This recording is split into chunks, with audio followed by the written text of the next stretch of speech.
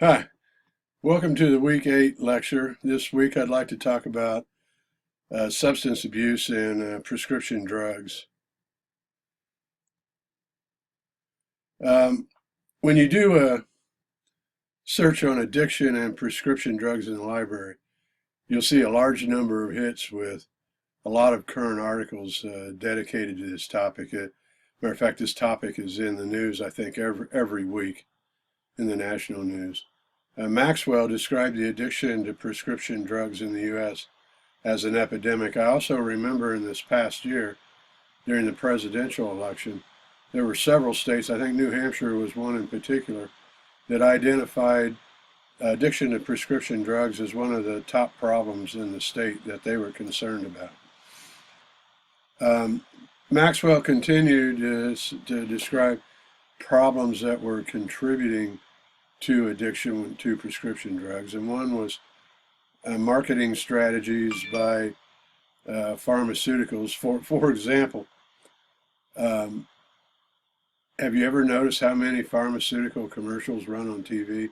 Matter of fact, I've noticed if you watch the national news on any of the network channels, I would guess it's 85–90% of the commercials are pharmaceutical drugs, and that require a prescription in order to obtain.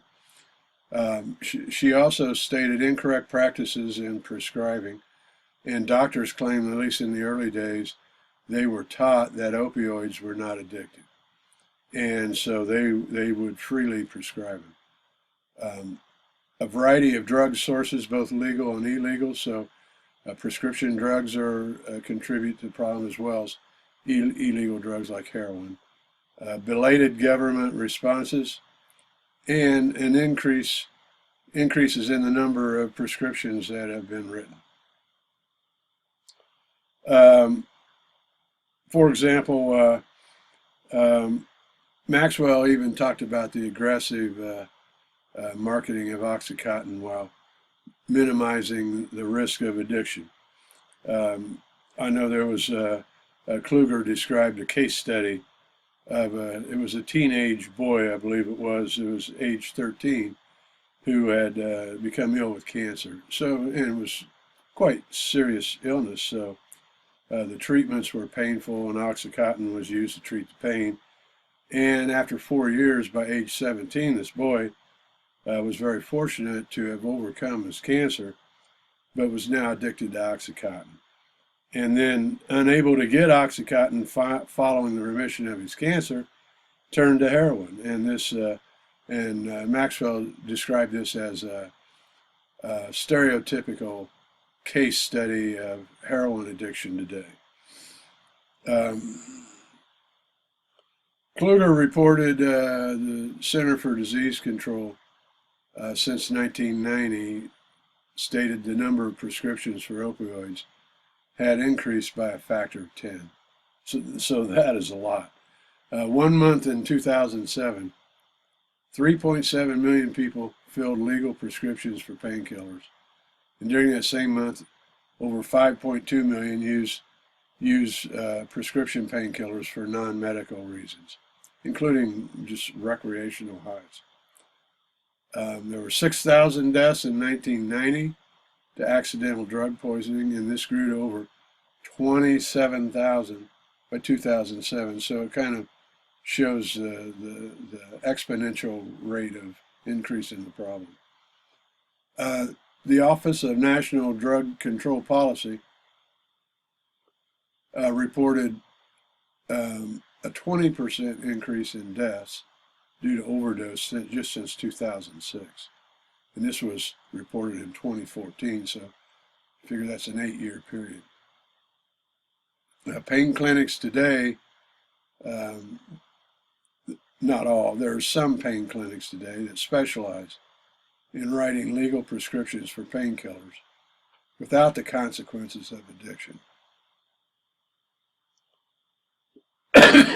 Excuse me. Youth using prescription drugs for non-medical purposes. The Office of National Drug Control Policy in 2007 stated that teens falsely believed that taking painkillers could provide a medically safe high. So, and if you think, in many of these teens kind of scavenge their drugs from friends or relatives right out of the cabinets at home. All right, physical indicators. This is reported by Kaplan. Mood swings, anxiety, depression, agitation, difficulty sleeping, isolation, and loss of interest in relationships with family and friends. The behavioral indicators were a past history of addiction, using prescription drugs that were actually prescribed for someone else, visits to the doctor with vague complaints to get more medication. I might also say doctor shopping, mood swings. There's seeing several different doctors. That's the doctor shopping. They do that because one doctor catches on that they're overdosing. Use of different pharmacies, same reason. Using more medication than recommended. Using the medication for reasons other than prescribed. And not interested in treatment options other than medication. In other words, they only want the medication, which is an indicator of the addiction. So this is a problem affecting organizations today. I mean, it was periodically in the news. We see airplane pilots who have done substance abuse and are arrested as soon as they board the plane. And this, I saw a recent statistic on this. It was something like once a month there's an arrest of this type of nature. So we're seeing also more organizations and companies using drug tests as part of the hiring process. It certainly can create an unsafe work environment if there's people addicted to drugs in the work environment.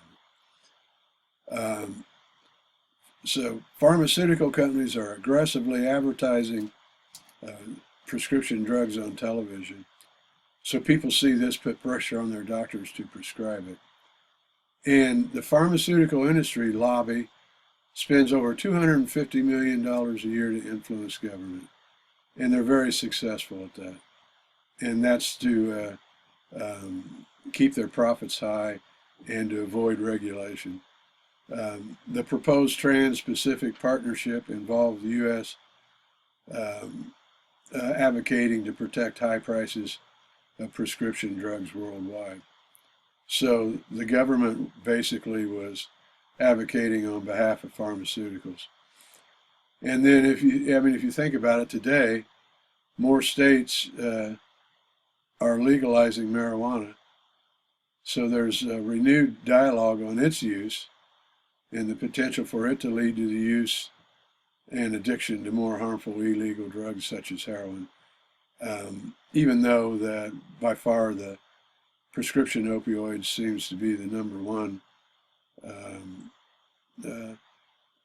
cause for use of illegal drugs. And in some cases, the heroin is actually less expensive than a prescription drug such as Oxycontin.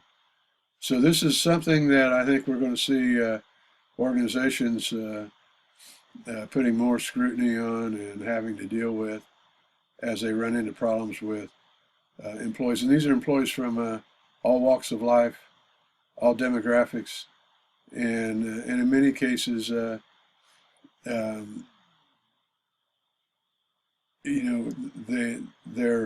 it started off with some type of illness, overprescription of opioids, and then they find that they have an addiction problem and have really don't know what to do about it. So I've got the references and everything provided in the transcript, which I'll post online as well. Thank you.